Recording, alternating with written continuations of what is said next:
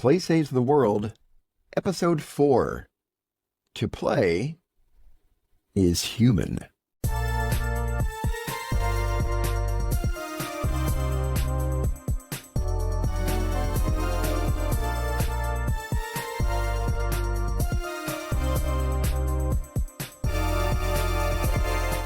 Hello and welcome, everybody. It's so good to have you here to Play Saves the World, a bi-weekly conversation on the meaning of play for human flourishing.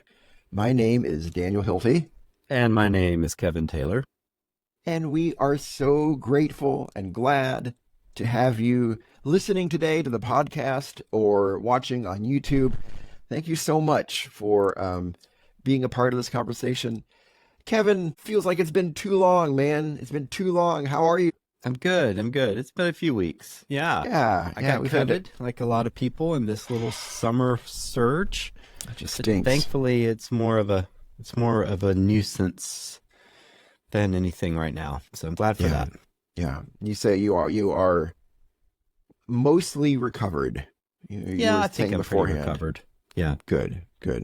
I didn't ask, did the rest of your household catch COVID as well? No one got it. Really? No one Just got you? it. Okay. Such a weird disease. And some people I know that have never had it finally got it this summer. It really feels like it takes attendance. Yeah. It's like, I'll get you next year. Yeah. Like, but I'm here right now. No, I'm not going to do you. It's like it lines up dominoes. Such a weird disease. That's a good point. It is. And it just skips flu, over. Or something. Typically, it's, everyone gets it roughly. Yeah. If it gets in somewhere, not everyone, but a lot. If a household tends to spread it, but maybe we're better at managing COVID. I don't know. Maybe so much COVID thought. is airborne, which is bad, but it's not through surfaces. So maybe that's part of it. Oh, okay. Yeah, that might be. Versus, the flu, like it's doorknobs and things that you touch. Right. I think. Right. And we're all getting pretty good if we have COVID and wearing masks and we're out around other people or things like that. So maybe that helps.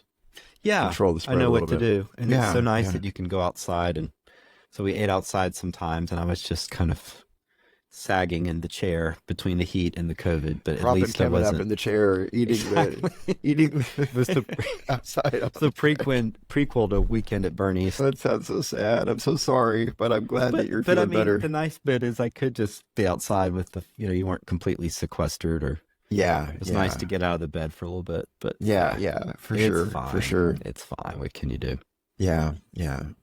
I have half of my household had never had COVID until like the last month and a half, and finally caught up with them too. Yeah, you're right. It's just it does seem to, like you said, it takes attendance. Yeah.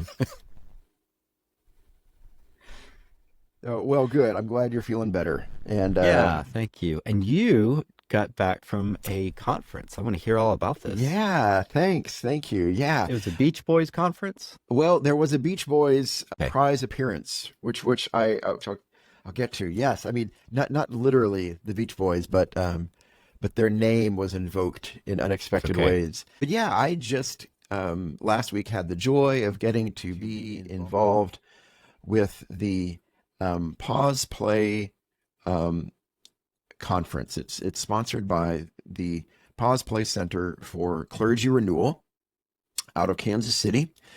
And in the past, when this podcast was still called Board Game Faith, we welcomed Reverend Dr. Casey Sigmund, who is kind of the founder of this Pause Play Center for Clergy Renewal. And the idea is really what she's trying to address is she sees so much clergy burnout, and which is a real thing. And she had this great idea, this great insight that in her mind, it's really, the solution to that really is not teaching more skills. It's not a technical thing. It's not about like, pastors just need to learn these 5 tricks for doing their job better. Right. Oh my gosh. That is. I have a retired clergy friend who I've quoted often over the years. He once said, "Oh, please save us with another motto." A life hack. That's right. That's right. But Wake up at 4 a.m. and you will be happier. What? That's right. It Okay. worked for John Wesley. You know, he Exactly. wasn't terribly happy in some ways not. But she says, you know, she had this insight that really the idea is something completely separate from learning skills and technical abilities. And it's a renewal of the soul that comes in her mind through play. And so it's this wonderful center. Any pastors out there listening, it's a great thing to check out. But she was kind enough to invite Play Saves the World to do a workshop there. And since I live much closer to Kansas City than Kevin, I lucked out and I got to go and represent us. And it was really fun. Yeah. So Dr. Marcia McPhee was the keynote speaker, really a great voice about bringing playfulness into our lives in so many ways. And I just met some amazing people, some wonderful people from all around the country. And I think it's going to happen again next year. I think she said she'd like to have Play Saves the World back again next year. And so, yeah, so if that's something you're interested in, and you're a pastor or clergy type person, please look for that. One of the most bewildering part of the conference, Kevin, was this. One morning over breakfast, picture it, come with me if you will, to downtown Kansas City. We're having breakfast on the top of this hotel. It's a very funky hotel, by the way. It was an old Pabst brewery factory, and they've converted it to this. What's that? PBR, Pabst Blue Ribbon. PBR, that's right. And they converted it to this hotel downtown, and there's a hangout area on the roof. And so we're having breakfast on the roof, looking out over downtown Kansas City. I'm having breakfast with some wonderful people, including a United Methodist clergy person, a gentleman from Florida, a young clergy man from Florida. And I told him I've never been to Florida. Well, I've been to Florida once a long time ago, I said, but I'm very unfamiliar with Florida. What's Florida like for those of us who are not from Florida? And you know how people in Michigan do the hand? Like they hold up the hand to say where they are on Michigan, like I'm in the middle of the glove or I'm on the thumb or whatever. No. No, you don't. That's okay. Because Michigan kind of looks I like only that. recognize the original 13 colonies, Daniel. So I appreciate your fidelity to anything past Tennessee is just an abyss. Yeah, no, I appreciate your fidelity to the original vision of the. If it's good enough for the founders, it's good enough for me. No, but seriously, I didn't know that trick, but it may be because of my East Coast. Maybe it's a Midwestern thing. It probably is a Midwestern thing. But we meet a lot of folks from Michigan here in the Midwest, and they often hold up their hand to say what part of the state they're from. They say, I'm from the middle of, or that I'm from the top of the fingers, or whatever. If they're on the lower peninsula, the upper peninsulas, it takes a second hand to do the upper peninsula. Anyway, I don't think these things are real. This isn't real, is it? It's not real. I'm making your it all location up. isn't real. I'm not. No, Involving hands. We're just. But I'll let the setup to say he described where he was from using his forearm.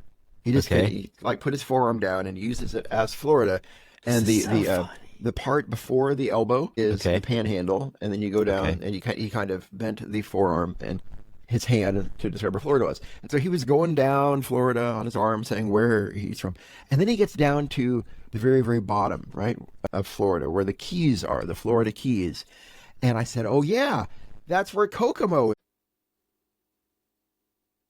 And he says, "No, that's in Indiana." And I said, and then like the arrogant man I am, I said, "No, I'm pretty sure Kokomo is in the Keys." I know your state better than you do. That's right. Listen, I know you lived in your home state your whole life, but I think I know it better because I've listened to a Beach Boys song. Oh, that is golden. I've never done anything like that. How could you, Daniel? How could you?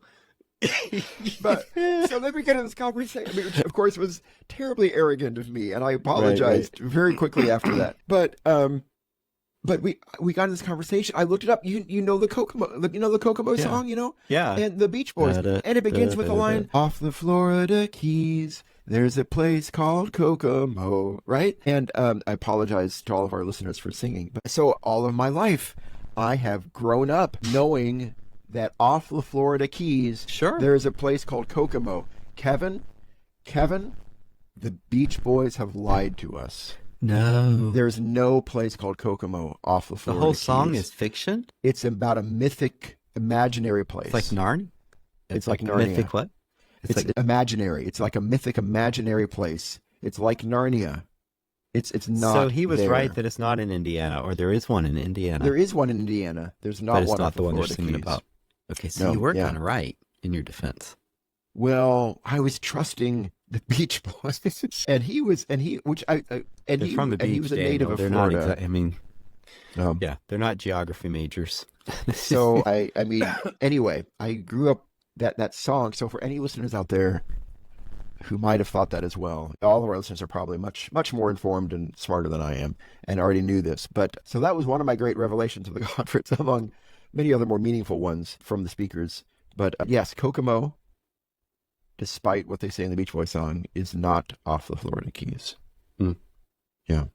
Well, listeners and viewers, if you are from a place that also uses hand or arm gestures to locate your geographical location, let us know. Yeah, let us know in the comments or email us at playsavestheworld@gmail.com. We would like to know that. We'd like to know if, especially in other country, like wouldn't it be interesting if it's only Midwest U.S. and Northern Germany, but no one else does it. Everyone else finds that strange, but there are certain pockets of places where everyone decided, you know what, I'm just going to use my arms and hands to. That's right. That's right. You're not even drawing a map; you're just making a map. Like it's like a mime, really. Right. You're miming. Like there's some country out there that looks like an ear. It's like shaped like an ear, and you say, "I come from the lobe," or something like that. We want to know. In second grade, they teach you how to turn your head, but point at the location, and it's part of the second grade end of grade exam. EOG That's right. Exam. That would be great. That would be great. And there could be a sense of fellowship and kinship among the lobe residents. Yeah. Lobers unite. And all the forever. little boys get in trouble because they just jam their finger in their ear, and then they're like, "It's in here," and then they pull their finger out and show you. That's right. And then if you pierce your ear on your lobe, it's considered like a great act of just injustice toward the lobers. Maybe. I don't know. Yes. I don't know what I'm talking about. Yeah. Yes. This is all fictional. So like weird. Kokomo. Like Kokomo. Anyway, that was the Too conference. funny. Thank you for listening. I'm so glad you got to do that. So cool that people are having conferences about play. And what a great idea that instead of giving burned out pastors, I mean, you could just give them some time off, which would be great. Or you could give them some life hacks, which are less great, or a motto. But instead, you're giving them experiences that restore them, which include play. That play does give you a sense of or gives you a recharge. Yeah, that's awesome. Yeah, and in all seriousness, the keynote speaker, Marcia McPhee, was just genius at that. She just had just such great insights for incorporating play and playfulness into life in meaningful ways.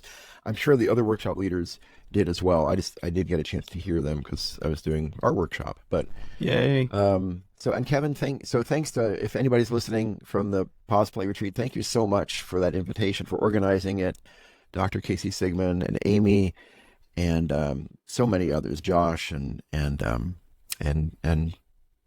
Marcia. And Kevin, thanks to you also. I mean, as I was giving the workshops there, it occurred to me how much of that was the result of just these conversations that we've been having the last couple of years. And I said at both workshops that, at least half or more of the things I said were things that came from you and just it's just been a nice collaborative.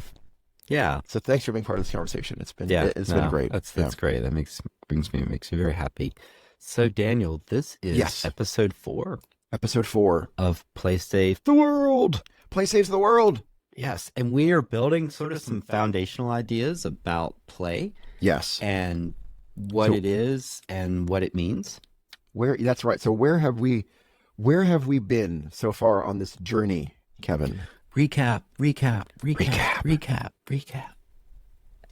I have a reverb machine, but it doesn't do a good job, so I just do my own because I like it. my versions Like better. it. You like it. So like episode 1, we interestingly had to say what work is it. to Yeah. help us understand what play is. So work is maybe in some ways more defining for people these days, or maybe it's always been that way unless you're the landed gentry or something. Getting at what work is helps us understand play. So episode 1, what is work? And work is always something that serves a different purpose. So it has a different end. It might be getting a paycheck, or it might be creating a product of some sort. You're making furniture, so it's serving an ulterior goal.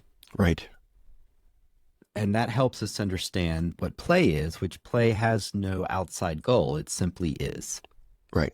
It's Right. self-defining. It is an end unto itself. End unto itself. Yeah. It is its own goal. And in episode 2, we said, so now what is play? And we got a little more specific in terms of being an end unto itself. Play is voluntary. We choose to participate. It involves unnecessary obstacles. It wouldn't be very fun just to walk, Right. right? That's not play. What would make it play is if you have to hold one leg behind your back. Yeah. It's so like a one-legged race, or you have to hopscotch, or that you might time and see if you could beat your time or beat someone else, or you have to run through mud. All of a sudden that makes it play. Yep. Because there's some kind of obstacle to it. Be Yeah. it time or mud or just being silly. You're in a gunny sack. What did we used to what were burlap gunny sack? Yeah. A burlap sack, a gunny sack. That sounds gunny right. sack. Yeah, something forget like the that. name. You're having to hop, or you've been tied to someone else, a 3-legged race. A potato sack rake. Potato Rake. sack. Yes, yes. Race. A potato sack race. Potato sack rake. My grandfather had a potato sack rake. It was much loved. It really was it effective? Made of It was more effective for snakes. okay. Well, it went that makes in the sense. sack. The sack had a hook for the potato sack rake. Okay. That It makes had sense. a hook, That so you makes could sense. hang it on the potato sack. Mm. Yeah, and it was really Instruments useful. of old. Instruments of old, yes. There's a threshers reunion out here, and it's basically old tractors and things, and people get together for a week and geek out on old farm instruments. I've never been. Oh, that's cool. Yeah, it's That's a thresh. neat. They call it a threshers reunion. I like that. Yeah. So that's play. Episode 2 was play, and what is play? Episode 3, we looked at we are wired for play. How play is a basic part of our human and excuse me, animal wiring, we might say, or background. Yeah. And it's always been that way, right? Because it's innate to us. It's not this thing that so often today we think of play as something that's just for kids, and not really worth the time for adults. But that's, historically, universally, that's not been the case. Yeah, and it's so And cool that interesting- it's true of other mammals. Yeah. that, The animals we play with our pets, but even the octopus and other creatures, the children play, but you can engage with play. We see them playing. Dolphins are playing. So play is part of at least mammalian life. I'm not sure about arthropods and other stuff, but maybe mollusks. Snail play would be an interesting play. topic to look at. Yeah. There's a snail volleyball game's been going on for 300 years. Currently, the score is 4-2. That would be. I would love that. I mean, it's so long just for the snails to crawl up the net, and then to try to to get a position to spike it, Right. which is really hard. Yeah. Yeah. And then the net's all slimy with all of the nail trails, and then they have to come out and clean it, and it's that just adds a lot of time right there. Right. Yeah. Yeah. Is that in the Olympics? Have we missed? Is there snail volleyball? in the Simone Olympics? Biles is representing America in the snail volleyball competition. Okay. Yes, she's really good. She's Great. Yeah. Great. Thanks, Great. Simone. We love you. So it gets at our deepest human identity. Yeah, that's what we Um, want to talk about today. yeah, Is yeah, is that play is really a defining element of our humanity, and yeah, again, yeah. other mammals too. So I don't want to be human exclusive here, but that's the only one I really know because I don't have access to snail consciousness. So we'll just stick with humans. But for another But episode. yeah, Yeah, another yeah. episode. And I think another way maybe getting of this is that there's this central seeming juxtaposition or paradox at kind of at the heart of play, which is that it is by definition it involves unnecessary things, unnecessary obstacles. As you said, we're referring back to Bernard Suits, a Canadian philosopher, and yet it is essential for human life, right? So how is it that something that is by definition so unnecessary also so necessary for human life, right? That's kind of another way of maybe Hmm. trying to approach the topic today. Why is it the necessary unnecessary of life? Yeah, and there's different ways to answer that. And one is simply that it's our wiring, and that's human flourishing. Or Mm-hmm. we could put it as a religious answer and say it's the way we were created. Mm-hmm. Mm-hmm. That play is endemic to the created world. Yeah, yeah, And so we fulfill our deepest human identity by engaging in play. Obviously, you know, work can be fulfilling as well, and work is necessary, and eating and sleeping. I mean, you can't play 24 hours a day, but something happens in play that is a core identity for us, yeah, and we're yeah. neglecting it when we don't recognize that reality. Yeah. So you've commented that play is the necessary unnecessary. Right, right. Yeah, yeah. That it this part of the human experience that the world in some ways looks at and says, well, that's, a waste of time. Um, it is not a means to an end, and the ends are the things we care about. And yet, without it, um, life seems empty and hollow and burdensome and um, intolerable in many ways. We talked Mm-hmm. about last episode kind of how which makes play a human right, and so yeah, so it's this strange creature of it is by definition unnecessary, but from a larger extent deeply necessary. This Yeah. this role of play, and as you said, I mean, so maybe that's because we're made that way, right? Or we're wired that way, or we're created that way.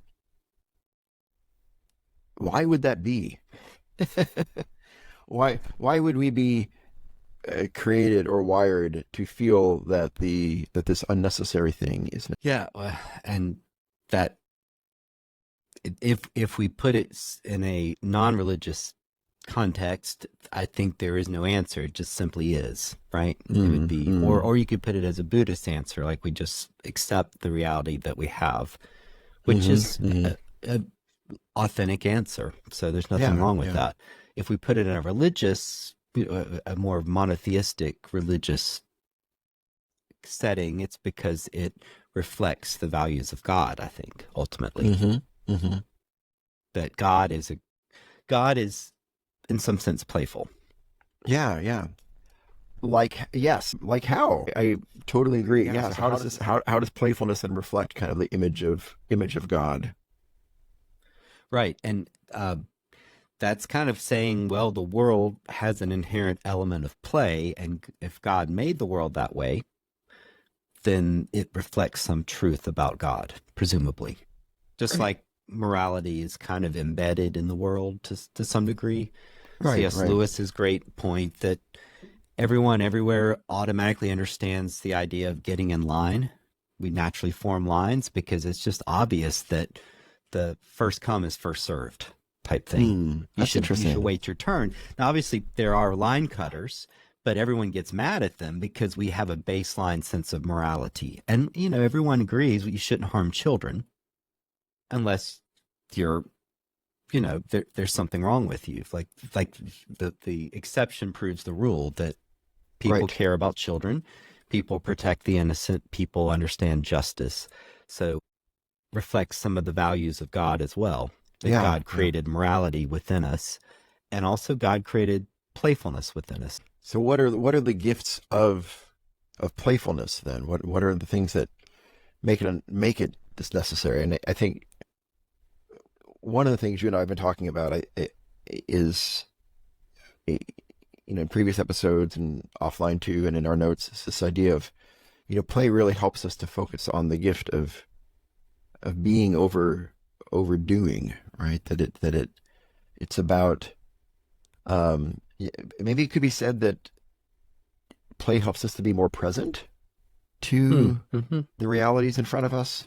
Or we have talked often about in the past related to this is that I seem to mention in every episode, but Oliver Berkman, but this idea that a focus, on the future, on future goals, as we seem to be, I don't know, maybe not wired to do, but at least taught to do in our corner of the world. That perpetual focus on future goals robs us of the present.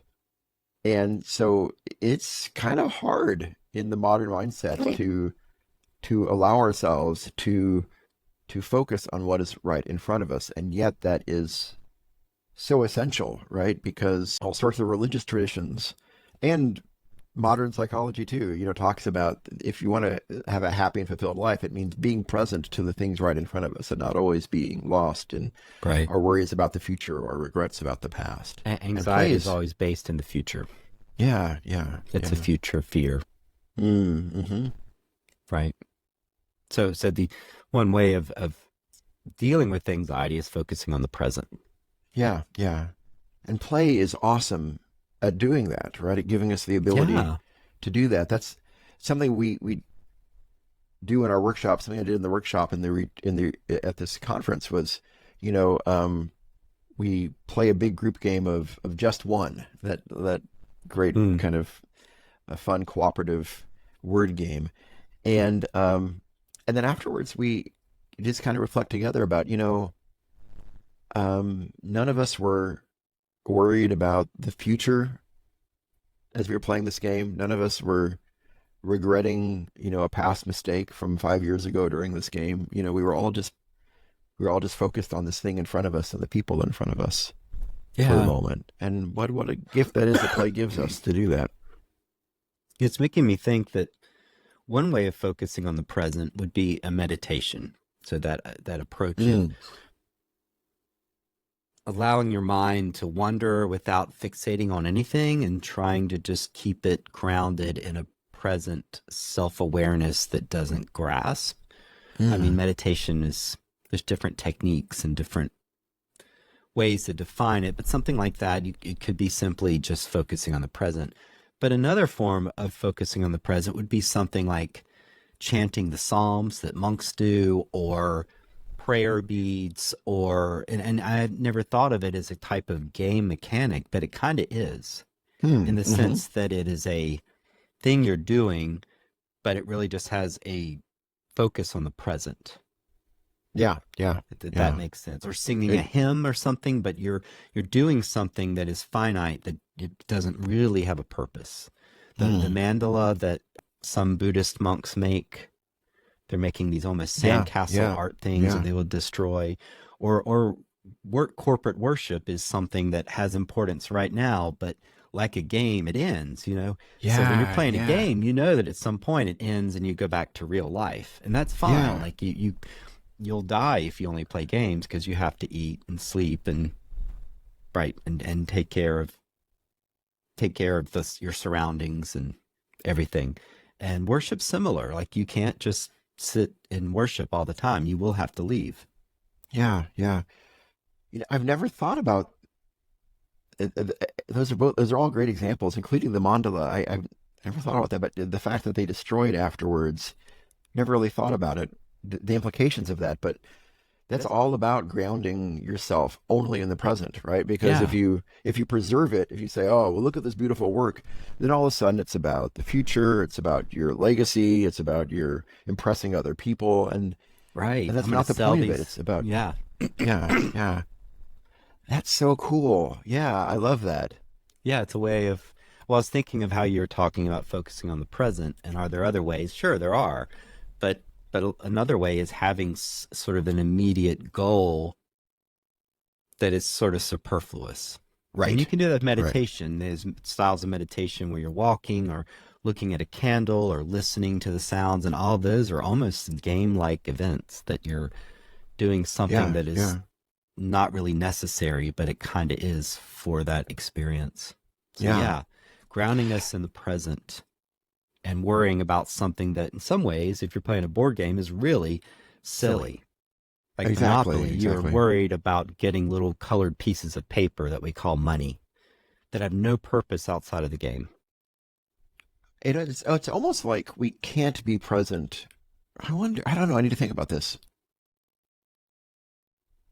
Like it's really hard for us to be present without some sort of Yeah. focus or goal. Activity. Yeah. And yet, if we put too much emphasis on the focus and the goal, it robs us of the present. And so the solution is to have ways of creating points of focus and goals that are so, as you said, superfluous, so unimportant, Hmm. so unnecessary that we don't, our psyche doesn't get tricked into thinking that this is something of That's good, seriousness and Daniel. importance, and we're no Yeah. longer Yeah. present anymore. Yeah, like creating a mandala that gets destroyed, or Hmm. moving this piece across a board, which doesn't matter. Um, So there's a technique for meditation where you try to feel the air going through your nose. So yes, you yes, really breathe. are Yeah, tricking yourself. That if I right. focus on how the air passes through my nasal passages, it'll help me meditate. Well, why is that? That's goofy. Well, it just Right, is. That's what right. we do to trick our brain to quit thinking about what's for lunch. And yeah, and even in that, there's a goal. The goal is to focus on your breathing, which, but it's just Hmm. it's a really silly goal. Right. I mean, Right. it's an unnecessary goal. Yeah, yeah, It's an unnecessary goal, except for it helps ground you in the present, but that has no purpose out. It is like a game, like I guess it has a purpose that it might bring you more peace or more relaxation or your blood pressure, but that kind of thing. I don't know. yeah, Yeah, it yeah. is interesting how these things are weirdly superfluous, but they all ground us in the present. And as you said, lots of spiritual, religious, and non-religious traditions have all indicated, modern psychiatry, psychology, grounding in the present makes us happier. We Right, are right. creatures that get lost if we become anxious about tomorrow. Yeah. Our own our own spiritual tradition for you and me, Kevin.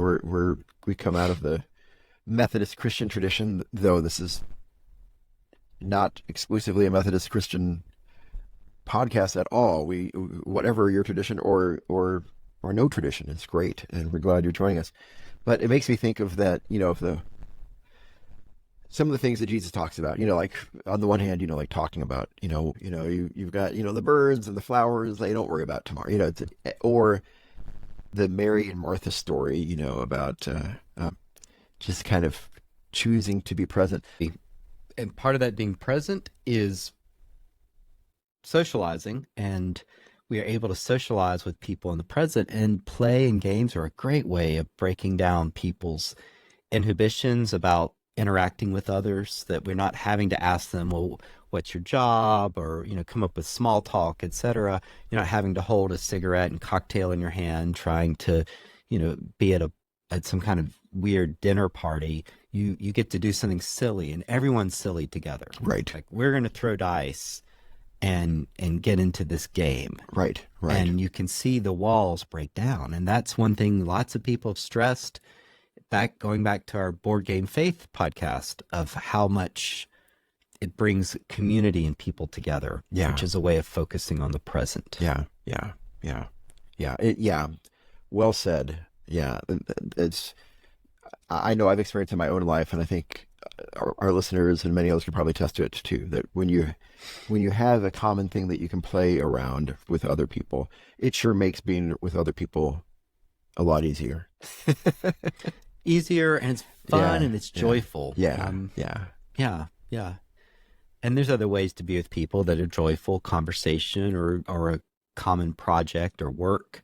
That's not the, I mean, obviously there's lots of ways to socialize, but man, is play a great way to socialize. Yeah. Just why families like to bring out beloved games. It's why people go to sporting events. Yep. It's Yeah. yeah, play is a great, powerful way of cutting across different backgrounds or identities or gender, whatever it is, culture. You don't know what to talk about with someone from another country, but hey, you both like to play dominoes, Right. and that's a Right. way to Right. interact. Right.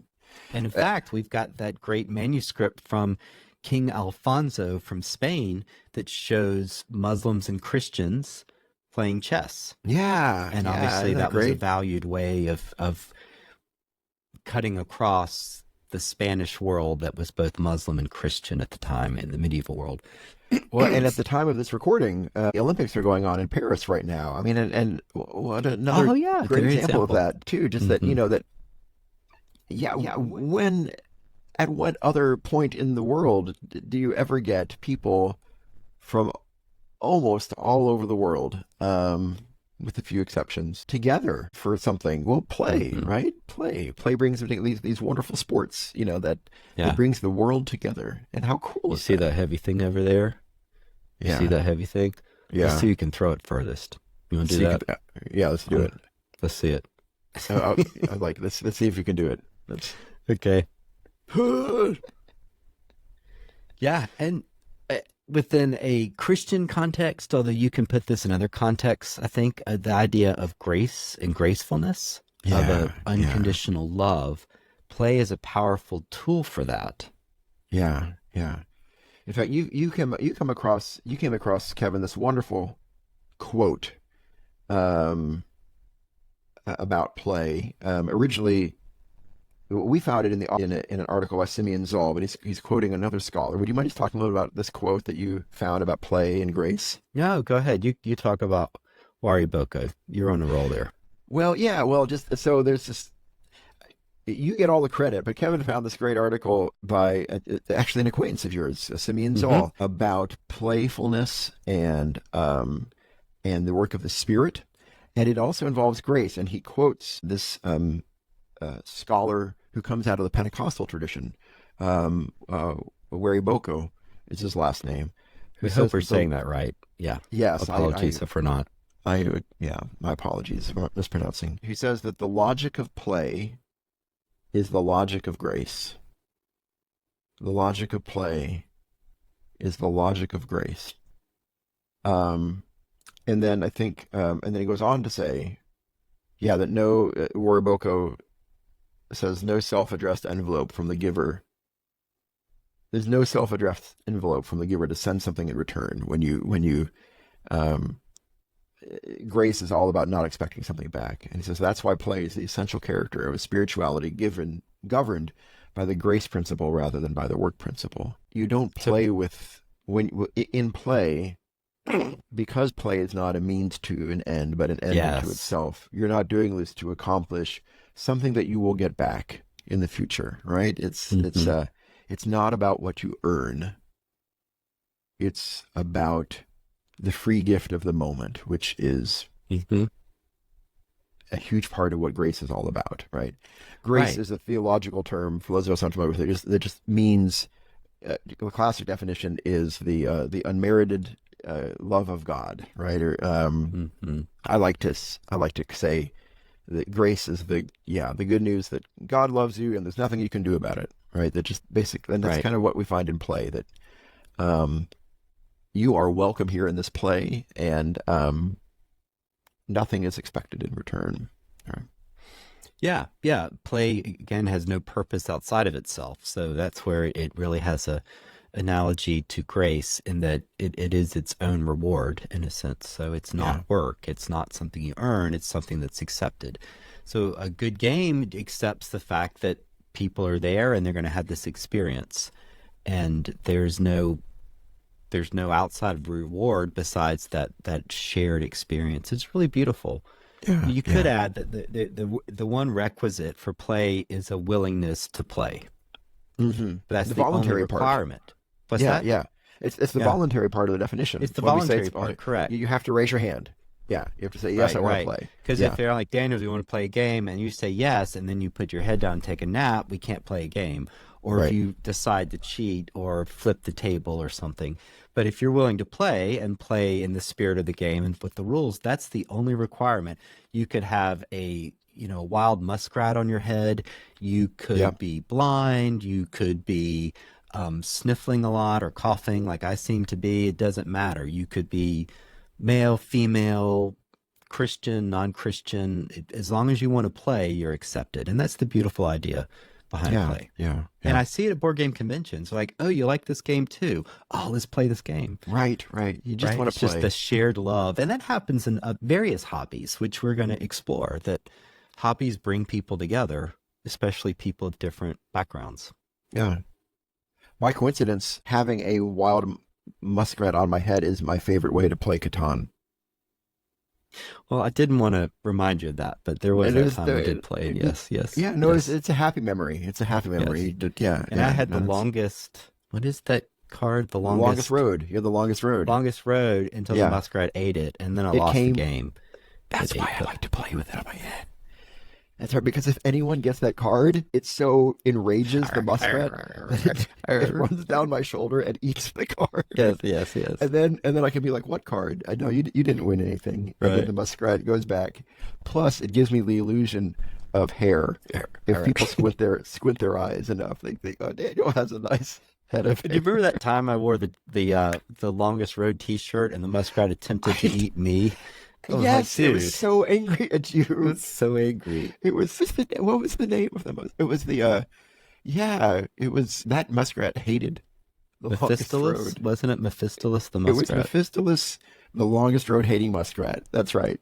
It was really hard to call it to dinner because it's just a mouthful. I don't want to hurt your feelings, but I'm really glad that muskrat died. I get tired of that guy. I know you loved him, but he was kind of grumpy. Let's be honest. You did a GoFundMe page for his funeral, and I actually contributed, and not for the reasons you wanted. It wasn't out of sorrow. It was out of joy. You just wanted to make sure it was good that it had gone.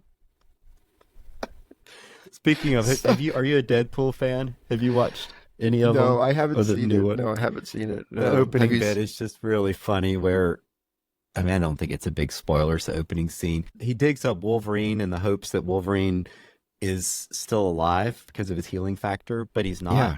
But then he gets attacked by these agents, and Deadpool proceeds to use the skeleton of Wolverine to slay them all, and it's just, oh my, wow. It's so ridiculously funny. That sounds really interesting. It's done to the NSYNC Bye Bye Bye song, and evidently he replicates all the dances from the video. Really? Wow. Yes, using amazing. Wolverine's femur and arms and claws and his skull, and interesting. It's hyper violent and bloody, but it's so ridiculous that it's just that's wild. That's wild. Anyway, no, I haven't seen that. Thank you. Tangent on a tangent. No.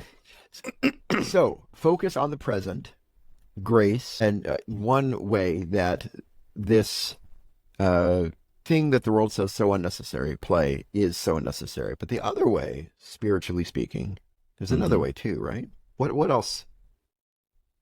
What else would you say? Play gives us a sense of freedom. Yeah. Play helps us. Play helps us identify what is deeply human, and our core identity, and that's through being overdoing, as we were saying, which unlocks all sorts of important human values and godly values as well, if we want to throw that in there. But it also unlocks this notion of freedom, that we're unnecessarily engaged in something that weirdly has a purpose within itself, which is you want to win the game, you want to build hotels, but it's very freeing because it ultimately has no purpose outside of itself. Yes. That I love that, and I think we owe a lot of this to the theological community, I mean, this conversation around the theology of play owes a lot of this idea of the importance of freedom to the work of Jürgen Moltmann, Mm-hmm. who just recently passed away. He was a German theologian that wrote this little treatise called the Theology of Play where he explores this idea that play is so essential to freedom, the freedom of God, the freedom of the spirit, and the freedom of the human soul too. It Mm-hmm. occurs to me as we're talking about this that, I mean, that makes sense that in some ways the language of freedom and the language of necessity, I mean, they don't. In some ways, they're almost incompatible. I mean, that you Mm. if once something becomes necessary, you're not really free anymore, right? I Right. mean, Right. and so by definition, if you're dealing with things that are unnecessary, that is essential for freedom, and the things that are Mm-hmm. unnecessary Right. are what constitute play, right? Play is unnecessary, and Yeah. unnecessity is necessary for freedom, ironically. Yeah. Yeah, I think of necessity as like a cog in a machine. Like it must turn and it must turn this way. And that's because it's serving a larger purpose, which is the operation of the machine.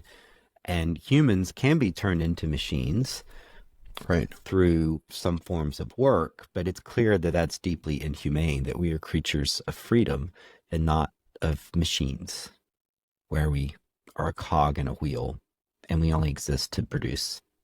Right. Right. So yeah, Moltmann is real. That I was exactly thinking a lot of Moltmann here. The sense of freedom and liberation, as he puts it, and he's thinking political, but also religious and personal, is so deeply part of what it means to be human. And play is such an part of freedom, really. Yeah, the freedom to play.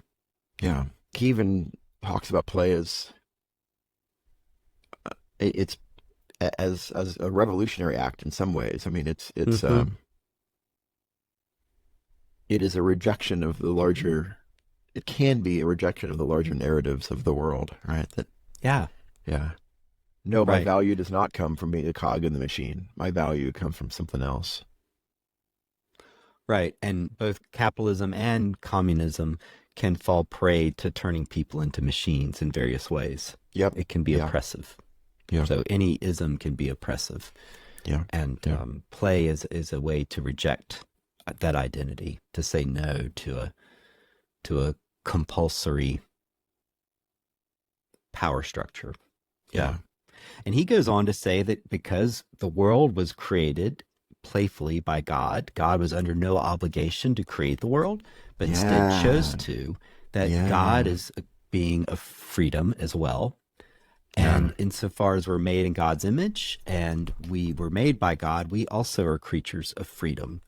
Yeah. And so we engage in playful acts of creation or just simply acts of play, Yeah. Yeah. Yeah. which is I quite love. lovely. Yeah. It is. It is. I love this idea of creation as God's play. Right. It Hmm. wasn't. It was voluntary. It was not necessary, and God did it anyway. Right. Like I'm going to Right. create this. I'm going to create. I'm going to. As our good friend, the podcast Dave Bindewald talks about. Yeah, God didn't have to create 200,000 species of Yeah. beetles, Yeah. but Yeah. just God would, and again, not to go down the tangent of again, however you understand the act of God creating, whether it's Hmm. instantaneous or through evolution or other means, we're not. That's not the point. The point is today we have 200,000 species of beetles, and by golly, that seems extravagant and unnecessary, right? Right. And how Yeah. wonderful that it's extravagant and unnecessary. Sorry, go ahead. Yeah. Well, in one of the teachings of Jesus, he says, consider the lilies of the field. But they left off the rest of that sermon, which is consider the platypus, right? Like Consider the platypus. consider the platypus. Like Yes. what a ridiculous creature that is. And there it is, Yeah. doing its little thing. Isn't it great that we Um, live in a world where something like a platypus is real? That's It's so great. yeah, yeah. Yeah, people like to say keep Austin, Texas weird or keep Asheville weird, but we really could just say let's keep the world weird because it is weird. It is It weird, is yeah. a weird place. Yeah, We should and that have makes the it platypus thrilling. as our mascot. Yeah, Verb that's so kind of great. took it That's so already, but great. maybe we could. It doesn't have to be 80 platypus. We could have a different platypus. Yeah, I like it. we'll figure it out. Yeah. Figure it out. The spirit in the Bible, in the Christian Bible, and the Jewish Bible, is playful Yeah. in areas. The spirit is hovering over the waters. It's delighting. It's creating. It's open. It's free from anxiety or work or judgment. That spirit is at work. In the Gospel of John, the spirit blows where it will, and it is this force that is unpredictable, and that's a very, I don't know, thrilling way to consider how play works, as well as how play might work for God. Yeah. Yeah. Yeah. It is. What else would you say about freedom and the spirit of play? Yeah. No, I think I think it's one of the reasons that a lot of philosophers, political thinkers, have relished in this idea of freedom, even from not necessarily a theological perspective or spiritual perspective. I think about Friedrich Schiller wrote about the role of art in our lives, and when you talk about art, you're talking about again the unnecessary, right? The voluntary unnecessary, and and he talked about we're never so human as we are when we play, right? Which I think is a beautiful thought, because we are exercising our freedom to be human, right? We're not trying to fulfill a different purpose or an end. And the other thing I think it brings to mind, the play also gives us freedom from what we might call kind of the oppression of seriousness. Right. Now there's a time to be, of course, there are times to be serious in life, of course. But sometimes it feels as if the world expects for you to be a functioning adult, to kind of labor under this burden of seriousness and the oppressive. We've talked about. Remember, we talked about kind of the oppressiveness of purposefulness in before, the sense that everything we do has to be in service to this larger future goal or purpose or whatever. And by golly, that's just oppressive, right? And it just robs life of any sense of kind of freedom, of just and whimsy and play in the moment. At this conference that I was at, Marcia McPhee said, one of the quotes from her that I wrote down is, "Not everything has to have meaning." Wow. And that's a very freeing statement, right? It's a very freeing statement that you don't have to eke out purpose and meaning. And I guess it's up for debate whether those two things are the same, but out of every interaction, out of every moment, out of every, act of work. Yeah, no, that's so. In fact, I would go so far as to say, in this moment, I may change my mind, that our deepest joys are out of the superfluous. There is a joy in meaning.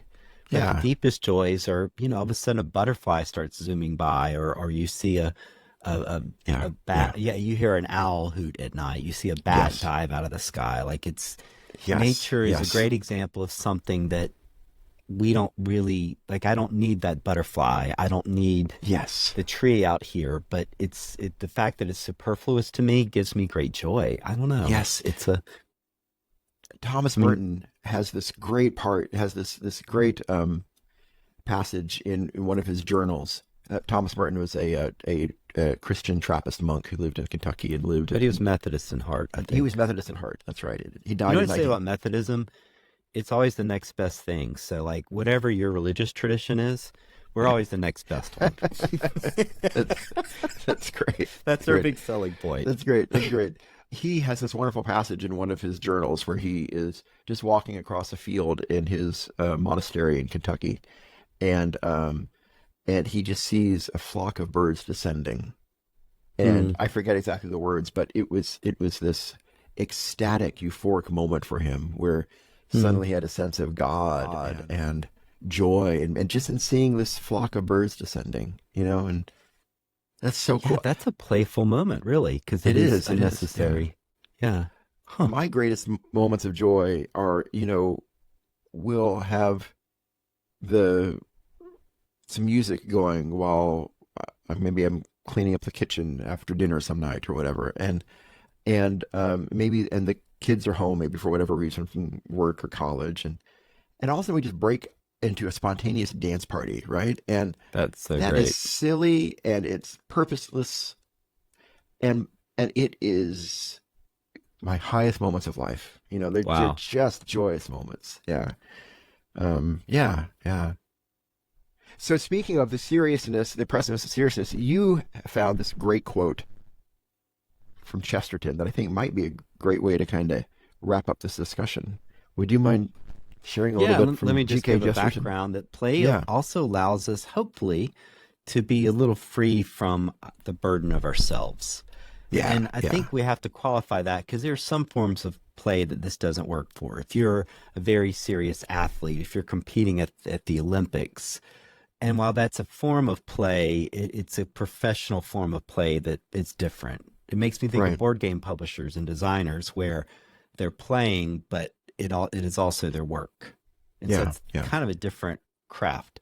And there's certainly people that play games that take it way too seriously, which is why I like at times really goofy or luck-based games because it means that it's less work and it's more play because Right. That's so a dice genius. Yeah, roll all of a yeah, sudden upends the board.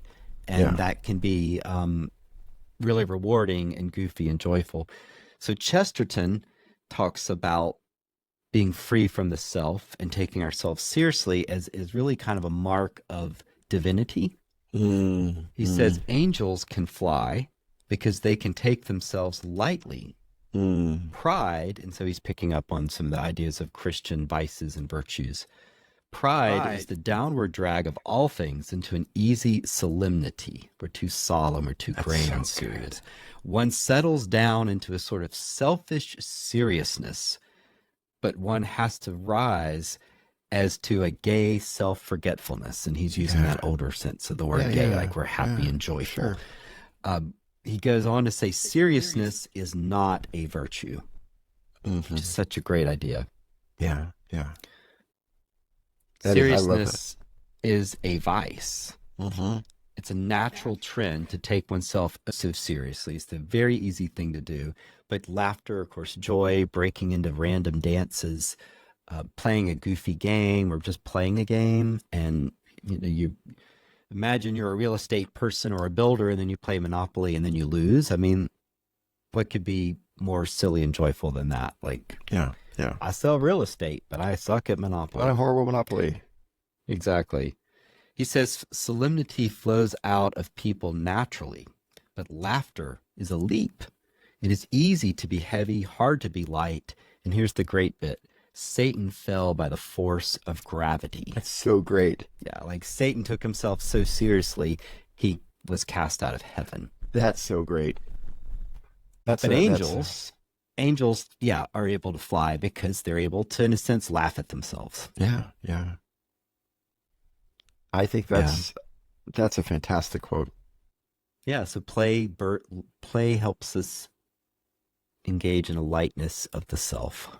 Yeah. And Satan fell by gravity. Well, Yep. Kevin, this is good. Thank you for. Always I'm good, glad you Daniel. found it. Yeah, you too. And so for next time, we gotta talk about next Next time. time. Yes, next time. I'm so excited about next time. If you've been listening to this podcast for a while, you know already that one reason we expanded the brand of this podcast was to explore other areas of play and playfulness beyond just tabletop games. And we are going to be taking our first foray into that in our next episode. We're winging our way. We're We're flying winging into our new way. realms. That's right. That's right. We are. We're going to be talking to a gentleman, Thomas Jones, out of Ohio, who runs Jones Racing Pigeons, and he started off out of playfulness, out of a hobby, raising homing pigeons, and it has become this his life. It's become a ministry to him, for him as well. And we'll hear more about that. But in part of some of his media, I've heard him say that the pigeons saved his life. That pigeons Oh my saved his life as he was gosh. growing up, and so I'm so excited to get to hear his story to a next episode, as we consider the playfulness of pigeons and homing pigeons, and it's going to be Oh, great. So I'm really looking yes, forward to yes. it. So Next episode. Till then, loyal listeners, feel free to contact us yep, at playsavestheworld@gmail.com. yep, We are on Instagram, yep. and we have, of course, YouTube and the podcast player of your choice. Yes, we would love to hear from you anytime. Yes. And again, please tell us about your using hands and arms for geographical location. Yes, if you I've live never in the stopped at a gas station. I mean, well, we don't do this anymore. We used to stop at gas stations for directions, and they never went. You're going to go. right, go up the palm of the hand, up through the Exactly. thumb. Exactly. But if we lived in Michigan, maybe we would. Maybe they would. Maybe they would. Yeah. Yes. All right, everybody. Thank you. Bye-bye. Thanks so much, everybody.